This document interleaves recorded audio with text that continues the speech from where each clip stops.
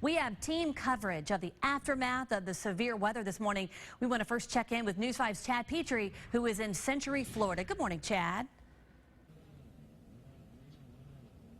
Good morning, Devin. And again, daylight really allows us to see some of the devastation here. I'm going to step aside and allow you to take a look at this home. This is off of County Road 4. This place just completely demolished by that storm. And we're seeing one of the things that you often see after a disaster like this. Friends, neighbors, family members all coming together to try to help this family out. Amazingly, though, the family that lived in this home were able to survive the storm at the very last minute. When we heard the whistling, we just run to the hallway and got in a little closet there and just laid over the kids and prayed.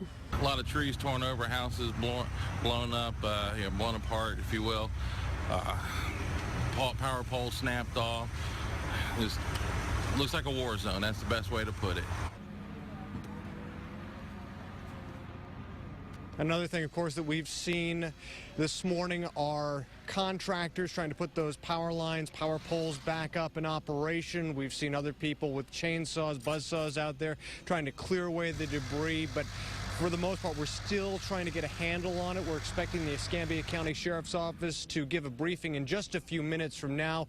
Hopefully they'll have a better idea of the scope of the damage out here in Century, Florida. Devin, back to you. All right, News 5's Chad Petrie. Thanks, Chad. Well, Flomaton, Alabama was another area hard hit from last night's storms. It is right there on the Florida-Alabama line. Now, as the fire chief got out there this morning to take a look at all the damage, he's saying at least 10 houses are total loss, probably more than that. Our team coverage continues now with News 5's Emily DeVoe is live from Old Fanny Road, which suffered the most damage. Emily? Good morning, Devin. I want to show you the house behind me. This is all that is left of Eleanor Lucas's home. You can see her friends and family have showed up. They're trying to just sort through the wreckage, salvage whatever they can. Now, if you notice, you can't even see the top of it, but this entire roof is pretty much gone. Eleanor says when the storm started coming, they heard the wind howling and they all got into the hallway. It was her, her son, her grandson. They put their heads down, and that's when she said the wind started roaring. They said it ripped the roof off, and it was so bad that Eleanor could not even open her eyes or see or anything while that was going on. So once that storm passed, they were just grateful they could walk out alive. But of course, her home here is a total loss. And this seems to be the scene all along Old Fanny Road. That's where we've been all morning. There are at least 2 other houses just down the road that appear to be total losses, or at least pretty close to that.